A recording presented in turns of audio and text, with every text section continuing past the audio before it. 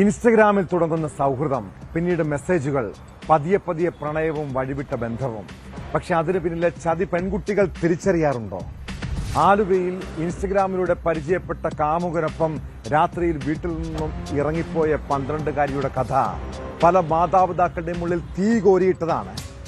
വീട്ടുകാർ ഉറങ്ങിക്കിടക്കുമ്പോൾ മാതാപിതാക്കളുടെ വിശ്വാസം മറികടന്ന് ദിവസങ്ങളുടെ മാത്രം പരിചയത്തിന്റെ പേരിൽ ഒരു കുട്ടി വീട്ടിൽ നിന്ന് ഇറങ്ങിപ്പോകുന്നുണ്ടെങ്കിൽ അത് അങ്ങേയറ്റം അപകടകരമായ സാഹചര്യമാണ്. ഇതൊരൊറ്റപ്പെട്ട സംഭവമല്ല. തിരുവനന്തപുരം പോത്തൻകോട് 9ാം ക്ലാസ്സിൽ പഠിക്കുന്ന 2 പെൺകുട്ടികൾ ചതിക്കപ്പെട്ട കേസിനെ കുറിച്ചും അറിയണം.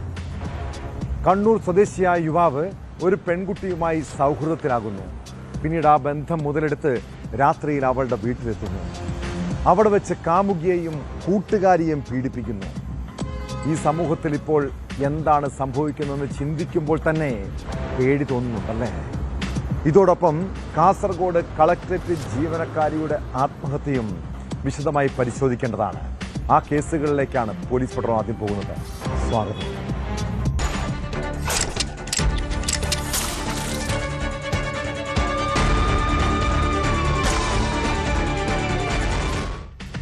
നിനക്ക് ഞാൻ നൽകിയ അവസാന പരിഗണനയാണ് എൻ്റെ നിശബ്ദത. കാസർഗോഡ് കളക്ടറേറ്റിലെ ജീവനക്കാരി ചെങ്കള സ്വദേശിനി ആശാലത ജീവനൊടുക്കുന്നതിന് മുൻപ് വാട്സാപ്പ് സ്റ്റാറ്റസായി പങ്കുവച്ച വരികളാണിത്. വെള്ളിയാഴ്ച രാവിലെയാണ് കളക്ടറേറ്റ് കോമ്പൗണ്ടിനകത്ത് ഐസ്ക്രീമിൽ എലിവിഷൻ ചേർത്ത് കഴിച്ച ആശാലതയെ ഗുരുതരാവസ്ഥയിൽ ആശുപത്രിയിൽ പ്രവേശിപ്പിച്ചത്. പിന്നീട് ചികിത്സയിലിരിക്കെ ഞായറാഴ്ച രാവിലെയോടെ മരണം സംഭവിക്കുന്നു.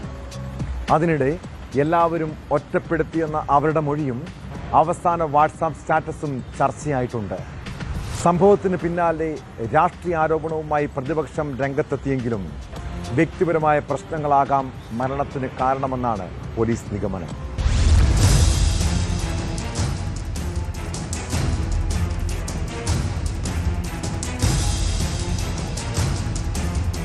എലിവിഷം അകത്ത് ചെന്ന നിലയിൽ സ്വയം കാറോടിച്ച് ആശുപത്രിയിലെത്തിയ കാസർഗോഡ് കലക്ടറേറ്റിലെ യുഡി ക്ലർക്കായ യുവതി മരിച്ച സംഭവത്തിൽ ദുരൂഹത തുടരുന്നു. ചെങ്കള അതിർക്കുഴിയിലെ ആശാലതയാണ് ഞായറാഴ്ച ഉച്ചയ്ക്ക് 12 മണിയോടെ മരിച്ചത്. കലക്ടറേറ്റിലെ എൻഡോസൾഫാൻ സെറ്റിലായിരുന്നു ജോലി. വെള്ളിയാഴ്ച ഉച്ചയ്ക്ക് 2:30യോടെയാണ് ആശാലത സ്വന്തം കാറോടിച്ച് ചെങ്കള സഹകരണ ആശുപത്രിയിലെത്തിയത്. വിഷം കഴിച്ചതായി ആശുപത്രി അധികൃതരെ അറിയിച്ചതിനെ തുടർന്ന് പ്രാഥമിക ചികിത്സ നൽകി. തുടർന്ന് ചെങ്കളയിലെ സ്വകാര്യ ആശുപത്രിയിലേക്ക് മാറ്റിയെങ്കിലും ആരോഗ്യനില വഷളായതിനെ തുടർന്ന് വൈകിട്ടോടെ കോഴിക്കോട് സ്വകാര്യ ആശുപത്രിയിലേക്ക് മാറ്റി. ഇവിടെ ചികിത്സയിലിരിക്കെയാണ് മരണം. സംഭവത്തിൽ ആശാലതയിൽ നിന്ന് മൊഴി രേഖപ്പെടുത്തിയിരുന്നു. തന്നെ എല്ലാവരും ഒറ്റപ്പെടുത്തിയെന്ന തരത്തിലുള്ള വിഷമം ഇവർ പങ്കുവച്ചിരുന്നതായാണ് പുറത്തുവരുന്ന വിവരം. എന്നാൽ ഇതിന്റെ കൃത്യമായ പശ്ചാത്തലവും കാരണങ്ങളും പോലീസ് പരിശോധിച്ചു വരികയാണ്.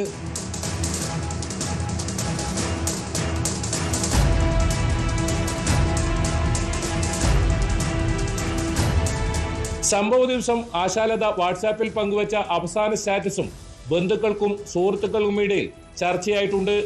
നിനക്ക് ഞാൻ നൽകിയ അവസാന പരിഗണനയാണ് എൻ്റെ നിശബ്ദത എന്നായിരുന്നു സ്റ്റാറ്റസ്. ഈ വാക്കുകൾക്ക് പിന്നിലെ യഥാർത്ഥ ഉദ്ദേശം എന്തായിരുന്നുവെന്നതിൽ വ്യക്തമായ നിഗമനത്തിലെത്താൻ കഴിഞ്ഞിട്ടില്ല. ഒരു പൂച്ചയുടെ ചിത്രം പശ്ചാത്തലമാക്കിയുള്ളതാണ് സ്റ്റാറ്റസ്. ആരെയെങ്കിലും ഉദ്ദേശിച്ചാണോ സ്റ്റാറ്റസ് പങ്കുവച്ചത്, അതോ അന്നത്തെ മാനസികാവസ്ഥയുടെ സ്വാഭാവിക പ്രകടനമായിരുന്നോ എന്നതടക്കമുള്ള കാര്യങ്ങൾ അന്വേഷണത്തിലൂടെയാണ് വ്യക്തമാകേണ്ടത്. ആശാലത ആത്മഹത്യക്കുറിപ്പ് എഴുതിയിട്ടുള്ളതായി നിലവിൽ വിവരം ലഭിച്ചിട്ടില്ല. വെള്ളിയാഴ്ച രാവിലെ നെല്ലിക്കട്ടയിലെ ജിമ്മിൽ വ്യായാമത്തിനായി ആശാലത എത്തിയിരുന്നതായും വിവരമുണ്ട്. ഉന്നത വിദ്യാഭ്യാസം നേടിയ ആശാലത MA B.Ed ബിരുദധാരിയായിരുന്നു. ഭർത്താവ് അജയകുമാർ വിദേശത്താണ്. ഇവരുടെ സഹോദരൻ സുരേഷും 10 വർഷം മുൻപ് എലിവിഷം അകത്ത് ചെന്ന് മരിച്ചതായാണ് ബന്ധുക്കൾ പറയുന്നത്. ഇതിനിടയിൽ നിർബന്ധ സെക്ഷൻ മാറ്റം സൃഷ്ടിച്ച മാനസിക സംഘർഷമാണ് ആശാലതയെ മരണത്തിലേക്ക് തള്ളിവിട്ടതെന്ന് പ്രതിപക്ഷ നേതാവ് പിണറായി വിജയൻ ആരോപിച്ചു. ഫേസ്ബുക്ക് പോസ്റ്റിലൂടെയാണ് പ്രതികരണം. അതേസമയം LDF സർക്കാരിന്റെ കാലത്താണ് ആശാലതയെ സെക്ഷൻ മാറ്റിയതെന്ന മറുവാദവുമായി മുഖ്യമന്ത്രി VD സതീശനും രംഗത്തെത്തി. സംഭവത്തിൽ ബന്ധുക്കളുടെയും സഹപ്രവർത്തകരുടെയും സുഹൃത്തുക്കളുടെയും മൊഴി രേഖപ്പെടുത്തി യഥാർത്ഥ വസ്തുത പുറത്തു കൊണ്ടുവരാനുള്ള ശ്രമത്തിലാണ് പോലീസ്.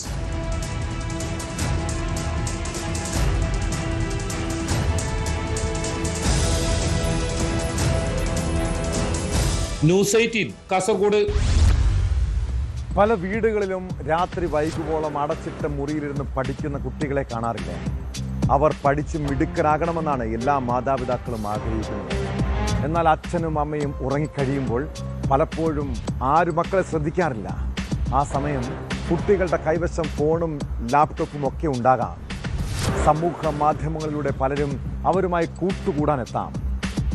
ജീവിതത്തിൽ ചതിക്കപ്പെടുമ്പോഴായിരിക്കും കുട്ടികൾ പ്രണയക്കെണിയെക്കുറിച്ച് ചിന്തിക്കുന്നത്. തിരുവനന്തപുരം പോത്തൻകോട് ഇൻസ്റ്റഗ്രാം വഴി പരിചയപ്പെട്ട യുവാവ് 14 വയസ്സുള്ള 2 പെൺകുട്ടികളെയാണ് ലൈംഗികമായി പീഡിപ്പിച്ചത്. രാത്രിയിൽ അച്ഛനും അമ്മയും ഉറങ്ങിയ സമയത്താണ് പെൺകുട്ടികളെ ചൂഷണത്തിനിരയാക്കിയത്. കേസിൽ കണ്ണൂർ പൂവേരി സ്വദേശി പോലീസ് അറസ്റ്റ് ചെയ്തു. സുഹൃത്തുക്കളായ വിദ്യാർത്ഥിനികളെ ഒരേ ദിവസം ഇയാൾ പീഡിപ്പിച്ചതെന്ന് പോലീസ് പറയുന്നു.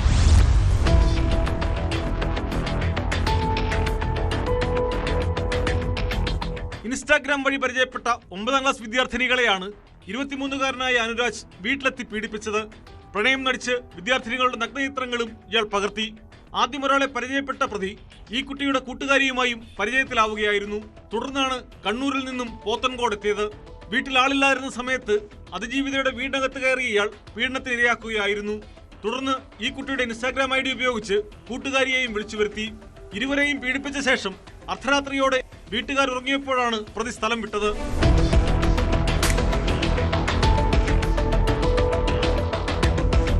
ഈ സംഭവത്തിന് ശേഷം ഇരുവരുടെയും ഇൻസ്റ്റാഗ്രാം ID ഇയാൾ ബ്ലോക്ക് ചെയ്തു. അനുരാജ് മറ്റൊരു പെൺകുട്ടിയുമായി പ്രണയത്തിലായതോടെയാണ് സംഭവം പുറത്തറിഞ്ഞത്. ആദ്യത്തെ പെൺകുട്ടിയുടെ വീട്ടുകാർ പോത്തൻകോട് പോലീസിൽ പരാതി നൽകിയതോടെ രണ്ടാമത്തെ കുട്ടിയുടെ വിവരവും പുറത്തറിയുകയായിരുന്നു. തുടർന്ന് 2 കേസുകൾ രജിസ്റ്റർ ചെയ്തു. കണ്ണൂരിലെത്തിയാണ് പോത്തൻകോട് പോലീസ് പ്രതിയെ അറസ്റ്റ് ചെയ്തത്. ഇയാൾക്കെതിരെ നിലവിൽ 2 പോക്സോ കേസുകൾ തളിപ്പറമ്പ് സ്റ്റേഷനിലുണ്ടെന്ന് പോലീസ് പറഞ്ഞു.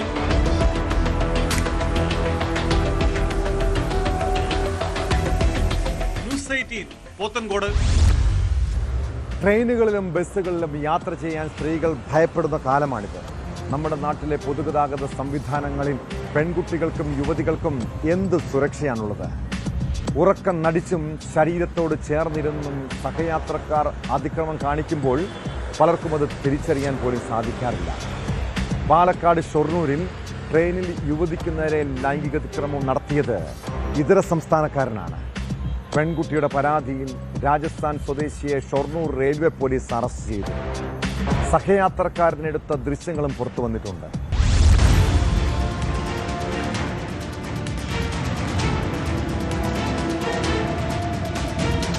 രാവിലെ 7 മണിയോടെ ഷൊർണൂരിലെത്തിയ മഡ്ഗോവ് എറണാകുളം എക്സ്പ്രസിലാണ് സംഭവം. കോഴിക്കോട് നിന്ന് എറണാകുളത്തേക്ക് യാത്ര തിരിച്ച യുവതിയുടെ അടുത്ത രാജസ്ഥാൻ കരോളി സ്വദേശിയായ സതീഷ് കുമാർ മീണ വന്നിരുന്നു. തുടർന്ന് ട്രെയിൻ പട്ടാമ്പി എത്തിയപ്പോൾ ഇയാൾ യുവതിക്ക് നേരെ ലൈംഗികാതിക്രമം നടത്തുകയായിരുന്നു. മറുവശത്തെ സീറ്റിലിരിക്കുന്ന യാത്രക്കാരനാണ് ഈ ദൃശ്യങ്ങൾ മൊബൈൽ ഫോണിൽ പകർത്തിയത്.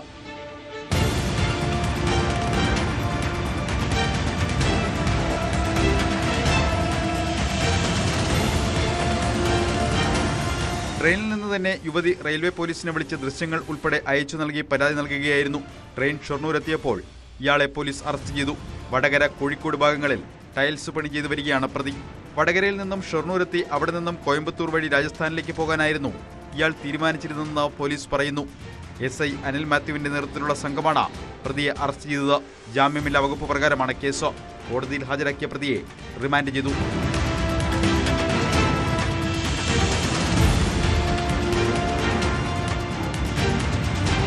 ന്യൂസ് 18 പട്ടാമ്പി. നമ്മുടെയൊക്കെ പല വീടുകളിലും ചെറിയ ചെറിയ വഴക്കും പ്രശ്നങ്ങളും ഉണ്ടാകാറില്ലേ?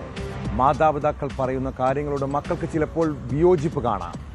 മക്കളുടെ രീതികളെ അംഗീകരിക്കാൻ അച്ഛനമ്മമാർക്ക് സാധിച്ചെന്നും വരില്ല. ഇങ്ങനെ നിസ്സാര പ്രശ്നങ്ങളാണ് പല കുടുംബ കലഹങ്ങൾക്കും കാരണം. പിന്നീടത് മനസ്സമാധാനം തന്നെ തകർക്കും. ഒരു ഘട്ടം കഴിയുമ്പോൾ വീട്ടിൽ വഴക്കും തർക്കവും ആത്മഹത്യയും കൊലപാതകവും സംഭവിക്കാം. മലപ്പുറം തിരൂരിലെ വേലായുധനും മകൻ ഉണ്ണികൃഷ്ണനും തമ്മിലുള്ള കലഹം ഒരാളുടെ ജീവനെടുത്തു. വാക്ക് തർക്കത്തിനിടെ മകൻ അച്ഛനെ തലക്കടിച്ച് കൊലപ്പെടുത്തുകയായിരുന്നു. കേസിൽ മകൻ ഉണ്ണികൃഷ്ണൻ പോലീസിന്റെ കസ്റ്റഡിയിലുണ്ട്.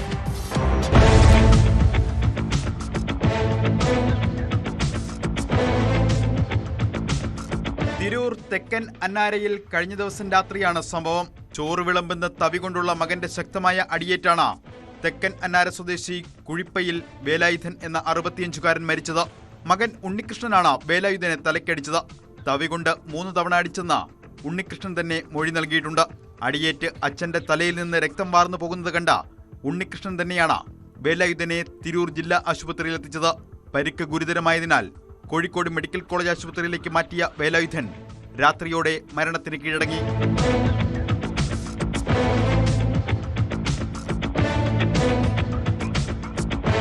ഞായറാഴ്ച രാത്രി വീട്ടിലെത്തിയ ഉണ്ണികൃഷ്ണനുമായി വേലായുധൻ വാക്കുതർക്കമുണ്ടാക്കിയിരുന്നു. ഇതേ തുടർന്നാണ് മർദ്ദിച്ചത്. മുൻപ് മുത്തൂർ വിഷുപ്പാടത്ത് താമസിച്ചിരുന്ന വേലായുധനും കുടുംബവും ഏതാനും വർഷം മുൻപാണ് തെക്കൻ അന്നാരയിലേക്ക് താമസം മാറിയത്. ഉണ്ണികൃഷ്ണനും വേലായുധനും മാത്രമാണ് ടാർപോളിൻ കൊണ്ട് മറച്ച ഷെഡിൽ താമസിച്ചിരുന്നത്.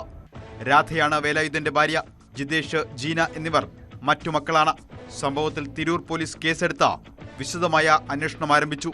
ഉണ്ണികൃഷ്ണൻ പോലീസ് കസ്റ്റഡിയിലാണ്.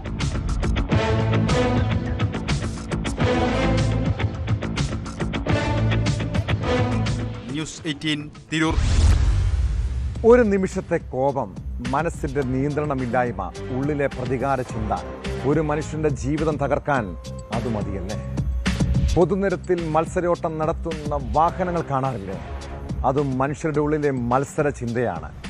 എന്തിനാണ് ഫോണടിച്ചതെന്ന ചോദ്യം, നമ്മുടെ വാഹനത്തെ ഓവർടേക്ക് ചെയ്തതിനെ തുടർന്നുള്ള വാശി, ചോദ്യങ്ങളും ചിന്തകളും നിസ്സാരമാണ്. പക്ഷെ അതിന് പിന്നാലെ ഉയരുന്ന പകയും വിദ്വേഷവും പൊതുനിരത്തിനെ ചോരക്കളമാക്കുകയാണ്. നിസ്സാര തർക്കങ്ങളാണ് അക്രമത്തിലേക്കും കൊലപാതകത്തിലേക്കും വഴിമാറുന്നത്. കൊല്ലം പരവൂരിൽ പാർക്കിങ്ങിനെ ചൊല്ലിയുള്ള തർക്കം ഓട്ടോ ഡ്രൈവറുടെ ജീവനെടുത്തു. കോട്ടപ്പുറ സ്വദേശി ബാലചന്ദ്രൻ ഉണ്ണിത്താനാണ് മരിച്ചത്.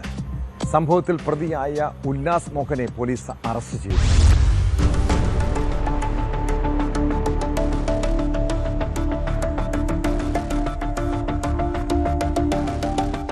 കഴിഞ്ഞ ജൂലൈ 6-നായിരുന്നു ആക്രമണം.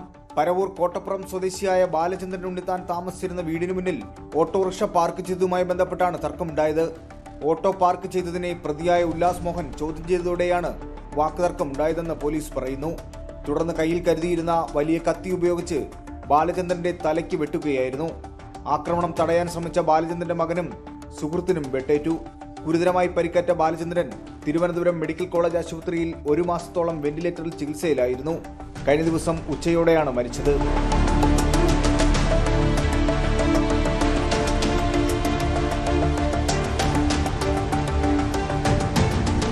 സംഭവത്തിൽ അറസ്റ്റിലായ ഉല്ലാസ് മോഹൻ നിലവിൽ റിമാൻഡിലാണ്. ഇയാൾക്കെതിരെ കൊലക്കുറ്റം ചുമത്തുമെന്ന് പോലീസ് അറിയിച്ചു.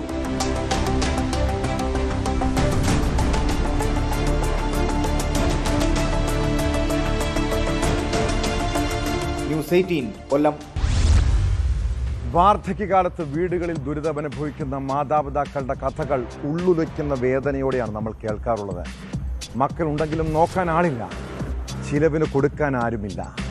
അതുമാത്രമല്ല, മാതാപിതാക്കളുടെ പെൻഷൻ തുക പോലും കൊള്ളയടിക്കുന്ന മക്കളുണ്ട്. കൊല്ലം പരവൂരിൽ വീടിന് തീ പിടിച്ച അമ്മയും മകനും മരിച്ച സംഭവത്തിൽ പല സംശയങ്ങളും ദുരൂഹതയുമുണ്ട്. 96 വയസ്സുള്ള തങ്കമ്മയും മകൻ ശിവദാസനുമാണ് മരിച്ചത്. തീപിടുത്തത്തെ തുടർന്നാണ് മരണമെങ്കിലും അപകടത്തിന്റെ കാരണം ഉൾപ്പെടെ പോലീസ് വിശദമായി അന്വേഷിച്ചു വരികയാണ്. അമ്മയ്ക്ക് ലഭിച്ചിരുന്ന പെൻഷൻ തുകയെ ചൊല്ലിയുള്ള തർക്കമാണോ ഇരുവരുടെയും മരണത്തിലേക്ക് നയിച്ചതെന്ന് പോലീസ് അന്വേഷിക്കുന്നുണ്ട്.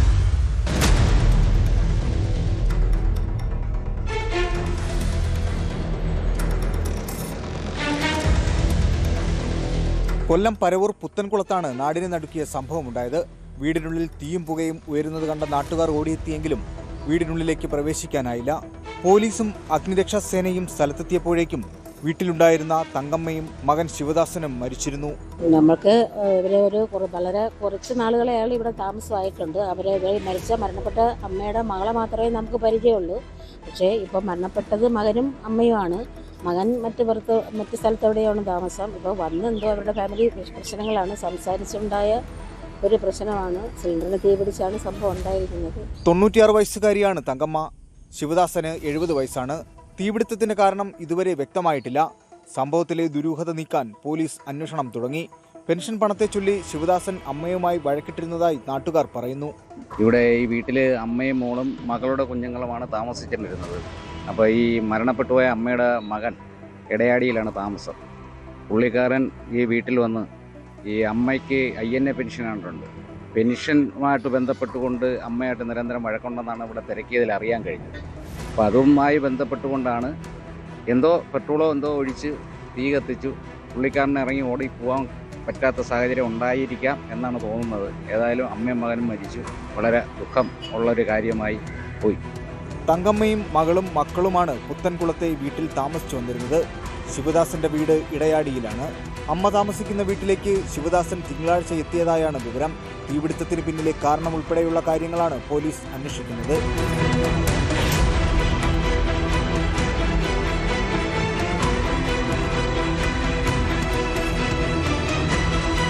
ന്യൂസ് 18 കൊല്ലം.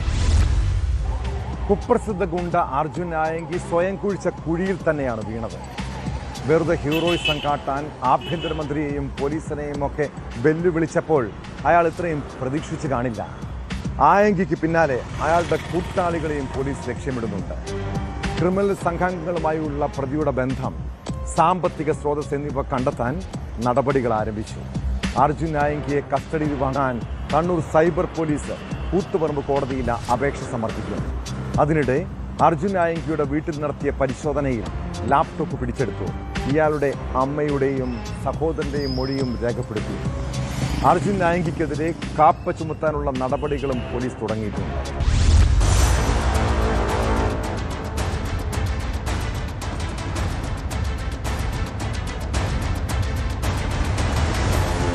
അർജുൻ ആയങ്കിയെ പൂട്ടാൻ ശാസ്ത്രീയ തെളിവുകൾ തേടുകയാണ് അന്വേഷണ സംഘം. അഴീക്കോട് കപ്പക്കടവിലെ വീട്ടിൽ നടത്തിയ പരിശോധനയിൽ ലാപ്ടോപ്പ് പിടിച്ചെടുത്തു. കണ്ണൂർ സൈബർ SHO A അനൂപിന്റെ നേതൃത്വത്തിലായിരുന്നു പരിശോധന. അർജുന്റെ അമ്മയുടെയും സഹോദരൻ അജയ് ആയങ്കിയുടെയും മൊഴിയും പോലീസ് രേഖപ്പെടുത്തി.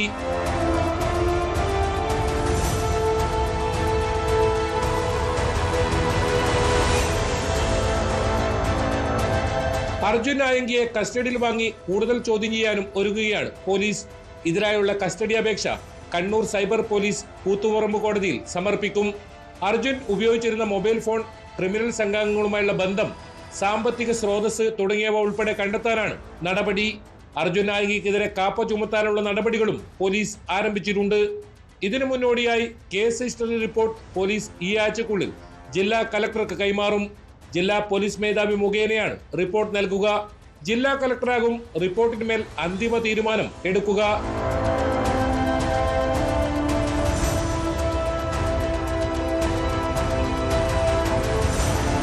അർജുൻ ആയങ്കി കണ്ണൂരിലെത്തിയത് ബുധനാഴ്ചയെന്ന് പോലീസ് അന്വേഷണത്തിൽ കണ്ടെത്തി. തളിപ്പറമ്പിലെ ലോഡ്ജിലാണ് 2 ദിവസം തങ്ങിയത്. സുഹൃത്ത് പ്രണവും ബന്ധു കുട്ടനുമാണ് ഇതിനായി സഹായം നൽകിയത്. ഒളിവിൽ കഴിയുന്ന സമയത്ത് ഇയാളുടെ സമൂഹ മാധ്യമ ഹാൻഡിൽ കൈകാര്യം ചെയ്ത ആളുകളെയും തിരിച്ചറിഞ്ഞിട്ടുണ്ട്. ഇവരെ കണ്ടെത്താനുള്ള അന്വേഷണവും ഊർജിതമാക്കി. കേരള പോലീസിന് നാണക്കേടായി ഒളിവിൽ കഴിഞ്ഞ അർജുൻ ആയങ്കിയെ പിടികൂടിയത് പോലീസിലെ കണ്ണൂർ സ്ക്വാഡിന് നേട്ടമായിട്ടുണ്ട്.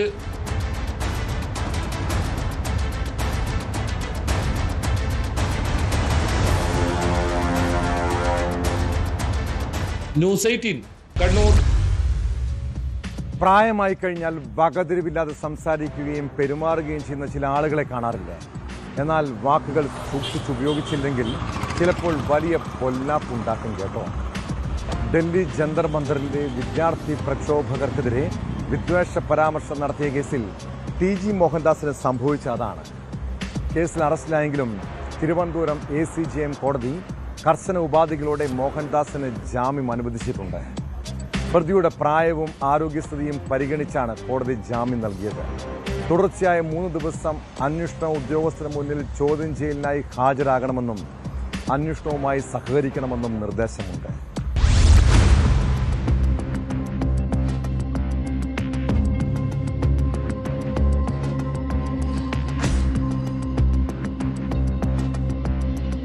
നീറ്റ് പരീക്ഷാ ക്രമക്കേടുമായി ബന്ധപ്പെട്ട് ഡൽഹി ജന്തർ മന്ദറിൽ സമരം ചെയ്ത വിദ്യാർത്ഥികൾക്കെതിരെ കടുത്ത വിദ്വേഷ ലൈംഗിക അധിക്ഷേപ പരാമർശങ്ങൾ യൂട്യൂബ് ചാനലിലൂടെ മോഹൻദാസ് നടത്തിയതാണ് വിവാദങ്ങൾക്ക് വഴിവെച്ചത്.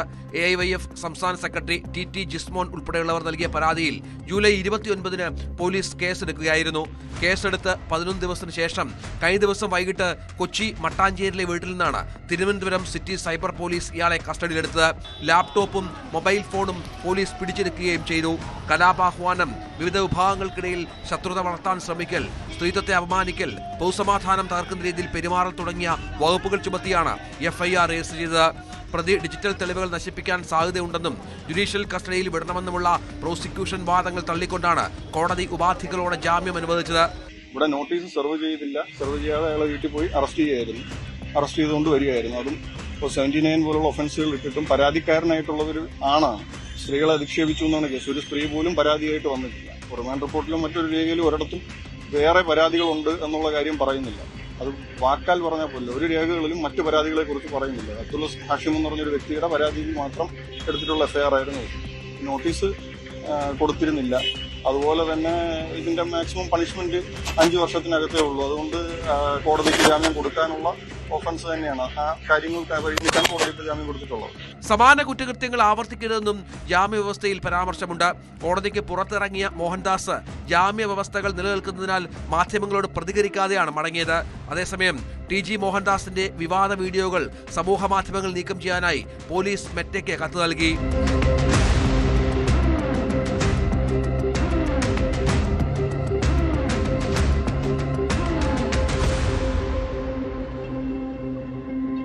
ന്യൂസ് 18 തിരുവനന്തപുരം.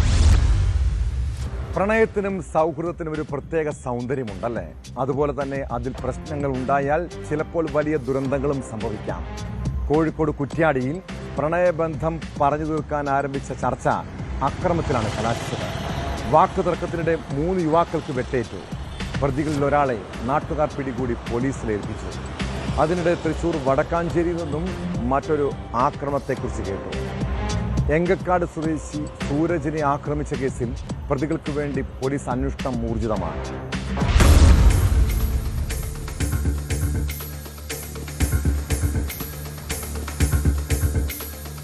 കോഴിക്കോട് മൊട്ടന്തറ സ്വദേശികളായ ഷോജിൻ, ബബിൻ, അശ്വിൻ എന്നിവർക്കാണ് വെട്ടേറ്റത്. മൊട്ടന്തറയിലായിരുന്നു സംഭവം. ബൈക്കുകളിലായി എത്തിയ 6 സംഘം വാക്കത്തി ഉപയോഗിച്ച് യുവാക്കളെ ആക്രമിക്കുകയായിരുന്നു. പരിക്കേറ്റ ഷോജിൻ, ബബിൻ എന്നിവരെ കോഴിക്കോട് മെഡിക്കൽ കോളേജ് ആശുപത്രിയിലും അശ്വിനെ തൊട്ടിൽപ്പാലത്തെ സ്വകാര്യ ആശുപത്രിയിലും പ്രവേശിപ്പിച്ചു. പരിക്കുകൾ ഗുരുതരമല്ല. വാക്കുതർക്കം സംഘർഷത്തിലേക്ക് നീങ്ങിയതോടെ നാട്ടുകാർ പ്രശ്നത്തിലിടപെട്ടു. നാദാപുരം സ്വദേശിയായ ശ്രീജിത്തിനെ പിടികൂടി പോലീസിൽ ഏൽപ്പിച്ചിട്ടുണ്ട്. 5 പേർ സ്ഥലത്തു നിന്നും ഓടി രക്ഷപ്പെട്ടു. 3 ബൈക്കുകളിലായാണ് സംഘമെത്തിയത്. ശ്രീജിത്തിന്റെ ബന്ധുക്കളാണ് ഒപ്പമുണ്ടായിരുന്നതെന്ന് പോലീസ് അറിയിച്ചു.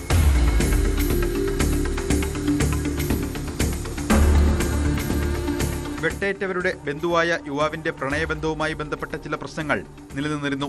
ഇക്കാര്യം ഇരുവിഭാഗവും ഫോണിലൂടെ സംസാരിച്ചെങ്കിലും ധാരണയിലെത്താനായില്ല. തുടർന്നാണ് ശ്രീജിത്തും സംഘവും യുവാവിന്റെ നാടായ മൊട്ടനന്തറയിലെത്തിയത്. ശാന്തമായി ആരംഭിച്ച ചർച്ച പിന്നീട് സംഘർഷത്തിലേക്ക് വഴിമാറുകയായിരുന്നു. ഇതിനിടെയാണ് കയ്യിൽ കരുതിയ വാക്കത്തി ഉപയോഗിച്ച് ശ്രീജിത്ത് യുവാക്കളെ വെട്ടിയത്. പ്രണയത്തിൽ ഉൾപ്പെട്ട യുവാവിന് വെട്ടേറ്റില്ല. ഒളിവിൽ പോയ പ്രതികൾക്കായി തെരച്ചിൽ ഊർജിതമാക്കിയതായി പോലീസ് അറിയിച്ചു.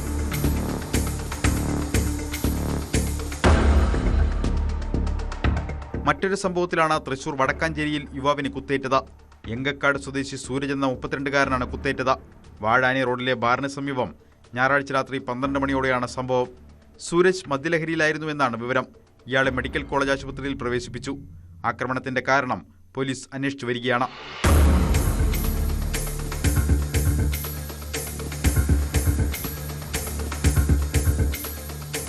ന്യൂസ് 18 കോഴിക്കോട്, തൃശൂർ. രാത്രിയിൽ മാത്രമല്ല, പകൽ സമയങ്ങളിൽ പോലും അക്രമികളും കവർച്ചാ സംഘങ്ങളും പലയിടത്തും പതിയിരിക്കുന്നുണ്ട്. വീടുകളിലും വ്യാപാര സ്ഥാപനങ്ങളിലും ആളില്ലാത്ത തക്കം നോക്കി പിടിച്ചുപറിയും കൊള്ളയും നിത്യസംഭവങ്ങളായി മാറിയിരിക്കുന്നു. കൊല്ലം പുനലൂരിൽ തുണിക്കടയിൽ കയറി ജീവനക്കാരനെ മർദ്ദിച്ച് പണം അപഹരിച്ച കേസ് ഞെട്ടിപ്പിക്കുന്നതാണ്. സംഭവത്തിന് ശേഷം കടന്നുകളഞ്ഞ പ്രതിയെ പുനലൂർ പോലീസ് മണിക്കൂറുകൾക്കകം പിടികൂടി. മലപ്പുറം സ്വദേശി സുധീഷാണ് അറസ്റ്റിലായത്.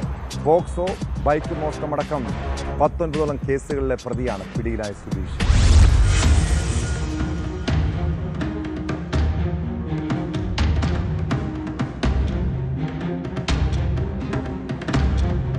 പുനലൂർ പോലീസിന്റെ ശക്തമായ ഇടപെടലിലാണ് മോഷണം നടന്ന മണിക്കൂറുകൾക്കകം പ്രതിയെ തമിഴ്നാട് പോലീസിന്റെ സഹായത്തോടെ തെങ്കാശിയിൽ നിന്നും പിടികൂടിയത്.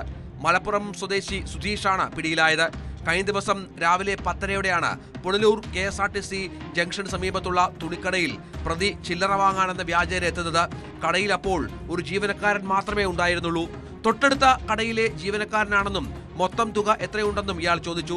4000-ഓളം രൂപ കടയിലുണ്ടെന്ന് മനസ്സിലാക്കിയതോടെ അടുത്ത കടയിലേക്ക് അത് തന്നുവിടാൻ പ്രതി പറയുകയായിരുന്നു. ഇയാളെ മുൻപ് കണ്ട് പരിചയമില്ലാത്ത ജീവനക്കാരൻ സംശയം തോന്നിയതിനാൽ പണം നൽകിയില്ല. കടയുടമയുടെ ഫോൺ നമ്പർ വാങ്ങി വിളിച്ച് താൻ അടുത്ത കടയിൽ നിന്നാണെന്ന് പറഞ്ഞ് വിശ്വസിപ്പിച്ച് പണം തട്ടിയെടുക്കാൻ ശ്രമിച്ചുവെങ്കിലും വിജയിക്കാത്തതോടെയാണ് ബലം പ്രയോഗിച്ച് തുക അപഹരിച്ചത്.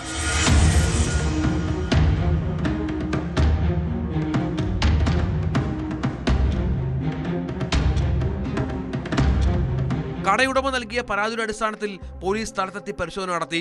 CCTV ക്യാമറ ദൃശ്യങ്ങൾ കേന്ദ്രീകരിച്ച് നടത്തിയ പരിശോധനയിൽ പ്രതിയെക്കുറിച്ച് വ്യക്തമായ സൂചന കിട്ടി. ജീവനക്കാരനെ വിശ്വസിപ്പിക്കാനായി പ്രതി സ്വന്തം മൊബൈലിൽ നിന്നും കടയുടമയെ വിളിച്ചതും പോലീസിന് സഹായമായി. ലൊക്കേഷൻ പരിശോധിച്ചപ്പോൾ തമിഴ്നാട്ടിലേക്ക് കടന്നതായി മനസ്സിലാക്കിയതോടെ തമിഴ്നാട് പോലീസിന്റെ സഹായത്തോടെ തെങ്കാശി പുതിയ ബസ് സ്റ്റാൻഡിൽ നിന്നും പ്രതിയെ പിടികൂടുകയായിരുന്നു. പോക്സോയും ബൈക്ക് മോഷണവും അടക്കം വിവിധ സ്റ്റേഷനുകളായി 19 കേസുകൾ സുധീഷിനെതിരെ ഉണ്ടെന്ന് പോലീസ് പറഞ്ഞു. അധിക സമയം കഴിയുന്നതിന് മുമ്പ് തന്നെ ആ കടക്കാരൻ വിവരം നമ്മളെ അറിയിച്ചതുകൊണ്ട് തന്നെ പെട്ടെന്ന് അവിടെ ചെല്ലാനും CCTV വിഷ്വൽസ് എടുക്കാനും ഇവന്റെ ഫോൺ നമ്പർ ലഭിച്ചതുകൊണ്ട് അത് ട്രേസ് ചെയ്ത് ഇവൻ തമിഴ്നാട്ടിൽ ചെന്ന് പോയ ബസ് തമിഴ്നാട്ടിൽ ചെന്ന് തമിഴ്നാട്ടിൽ പുതു ബസ് സ്റ്റാൻഡിൽ ഇറങ്ങുന്ന സമയം തന്നെ ഇയാളെ ട്രേസ് ചെയ്ത് കൊണ്ടുവരാൻ സാധിച്ചു. കോടതിയിൽ ഹാജരാക്കിയ പ്രതിയെ റിമാൻഡ് ചെയ്തു.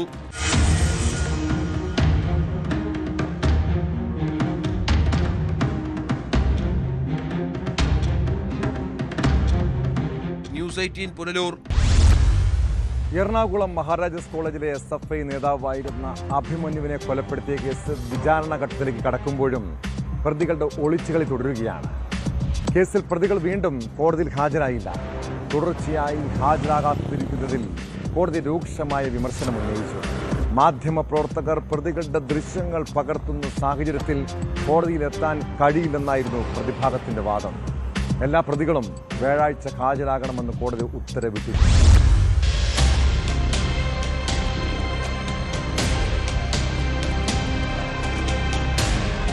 കഴിഞ്ഞ 8 വർഷത്തിനിടെ പ്രതികൾ കോടതിയിൽ ഹാജരായത് ഒരു തവണ മാത്രമാണെന്ന് ചൂണ്ടിക്കാട്ടിയ കോടതി പത്തനംതിട്ടയിലും ഇടുക്കിയിലുമുള്ള പ്രതികൾക്ക് കോടതിയിൽ ഹാജരാകാൻ എന്താണ് തടസ്സമെന്നും ചോദിച്ചു. മാധ്യമപ്രവർത്തകർ പ്രതികളുടെ ദൃശ്യങ്ങൾ പകർത്തുന്ന സാഹചര്യത്തിൽ കോടതിയിലെത്താൻ കഴിയില്ലെന്നായിരുന്നു പ്രതിഭാഗത്തിന്റെ വാദം. മാധ്യമങ്ങളുടെ ദൃശ്യങ്ങൾ പകർത്തി പെറ്റീഷനായി കോടതിയിൽ സമർപ്പിക്കുകയും ചെയ്തു. 3 പ്രതികൾക്ക് സുഖമില്ലെന്നും പ്രതിഭാഗം കോടതിയെ അറിയിച്ചു. കോടതി വളപ്പിൽ SFI പ്രവർത്തകർ സംഘടിച്ചു നിൽക്കുകയാണെന്നും സംഘർഷത്തിനുള്ള സാധ്യതയുണ്ടെന്നും പ്രതിഭാഗം ചൂണ്ടിക്കാട്ടി.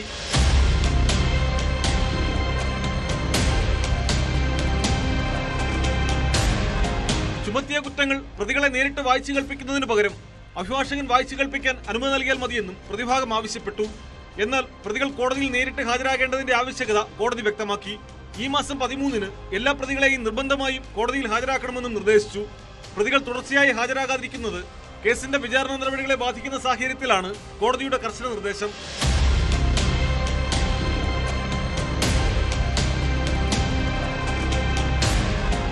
ന്യൂസ് 18 കൊച്ചി. കുറ്റകൃത്യങ്ങളുടെ മറ്റു ചില വാർത്തകൾ ചുരുക്കത്തിൽ. മാധ്യമപ്രവർത്തകൻ KM ബഷീറിനെ വാഹനമിടിപ്പിച്ച് കൊലപ്പെടുത്തിയ കേസിൽ വിചാരണ കോടതിയിൽ സാക്ഷികളുടെ നിർണായക മൊഴി. അപകടശേഷം പ്രതി ശ്രീരാമിന്റെ രക്തം പുരണ്ട വസ്ത്രങ്ങൾ ക്വാർട്ടേഴ്സിലേക്ക് മാറ്റിയെന്നാണ് മൊഴി. കേശവദാസപുരം PNT ഹൗസിംഗ് കോളനിയിൽ ഡോക്ടർ അനീഷ് രാജും കടപ്പനക്കുന്ന് സ്വദേശിയായ IAS ട്രെയിനി അതുലുമാണ് മൊഴി നൽകിയത്. പിറവത്ത് വനിതാ കൗൺസിലർക്കും ഭർത്തൃമാതാവിനും കുത്തേറ്റു. 14-ാം വാർഡിലെ കൗൺസിലർ ക്രിസ്റ്റി ജോണും ഭർത്തൃമാതാവും കോട്ടയം മെഡിക്കൽ കോളേജിൽ ചികിത്സയിൽ. ക്രിസ്റ്റിയുടെ ഭർത്തൃപിതാവാണ് ഇരുവരെയും കുത്തിയത്. എറണാകുളം ഇടപ്പള്ളിയിൽ MDMAയും കഞ്ചാവുമായി കളമശ്ശേരി സ്വദേശിയായ യുവാവ് എക്സൈസിന്റെ പിടിയിൽ. പിടിയിലായത് കളമശ്ശേരി പെരിങ്ങോട്ടുപറമ്പിൽ സിറാജുദ്ദീൻ. ജ്വല്ലറികൾ കേന്ദ്രീകരിച്ച് കവർച്ച നടത്താനുള്ള ശ്രമത്തിനിടെ 3 പേർ വടക്കഞ്ചേരിയിൽ പിടിയിലായി. കണ്ണൂർ ആലക്കോട് സ്വദേശി തങ്കച്ചൻ, അഞ്ചുമൂർത്തിമംഗലം സ്വദേശി വിഷ്ണുരാജ്, വടക്കഞ്ചേരി സ്വദേശി സഫർ എന്നിവരാണ് പോലീസിന്റെ പിടിയിലായത്. ജീവിതത്തിൽ ആരാകണമെന്നാണ് ആഗ്രഹമെന്ന് നമ്മളൊക്കെ കുട്ടികളോട് ചോദിക്കാറില്ലേ? ചെറുപ്പത്തിലെ അവരുടെ മനസ്സിലേക്ക് സ്വപ്നങ്ങളുടെ വിത്തുപാകും. പിന്നീട് ആ ലക്ഷ്യത്തിലെത്തും വരെയും അവരുടെ ഉള്ളിൽ വലിയ സമ്മർദ്ദങ്ങളായിരിക്കും. എവിടെയെങ്കിലും ഒന്ന് പിഴച്ചാൽ തീരാവുന്നതേയുള്ളൂ കുട്ടികളുടെ ജീവിതം. നീറ്റ് പരീക്ഷാ വിവാദത്തെ തുടർന്ന് വിദ്യാർത്ഥികൾ ജീവനൊടുക്കിയ സംഭവം അതീവ ഗൗരവത്തോടെ കാണേണ്ട വിഷയമാണ്. കാസർഗോഡ് സ്വദേശിനിയായ ഐജ എന്ന പെൺകുട്ടിയുടെ ആത്മഹത്യ ദേശീയ തലത്തിൽ വരെയും ചർച്ച ചെയ്യപ്പെട്ടതാണ്. ആ 17-കാരിയുടെ മരണം അവളുടെ കുടുംബത്തെ വല്ലാതെ ഉലച്ചു കളഞ്ഞു. അതിന് പിന്നാലെ ഐജിയുടെ സഹോദരൻ അർജുൻ്റെ ആത്മഹത്യയും. പള്ളിക്കര സ്വദേശി അർജുനെ മംഗളൂരുവിലെ ലോഡ്ജിലാണ് തൂങ്ങി മരിച്ച നിലയിൽ കണ്ടെത്തിയത്. ആ ചെറുപ്പക്കാരന് സംഭവിച്ചത് എന്താണ്? ആത്മഹത്യ ചെയ്യാനുള്ള കാരണം എന്തായിരിക്കും? 2 മാസത്തിനിടെ 2 മക്കളെ നഷ്ടപ്പെട്ട മാതാപിതാക്കളുടെ മാനസികാവസ്ഥയെക്കുറിച്ച് ചിന്തിക്കുമ്പോഴാണ് വലിയ സങ്കടം. അവരുടെ ജീവിതം തീരാ കണ്ണീരിലാഴ്ത്തിയത് ഇവിടുത്തെ സംവിധാനങ്ങളും ഭരണകൂടവുമാണ്. അവർക്ക് എന്ത് നഷ്ടപരിഹാരം കൊടുത്താൽ ആ പാപക്കറ കഴുകിക്കളയാൻ കഴിയുമെന്ന് ഭരണ സംവിധാനങ്ങൾ ചിന്തിക്കണം. ഇതോടെ പോലീസ് പട്രോൾ പൂർണ്ണമാകുന്നു. നമസ്കാരം.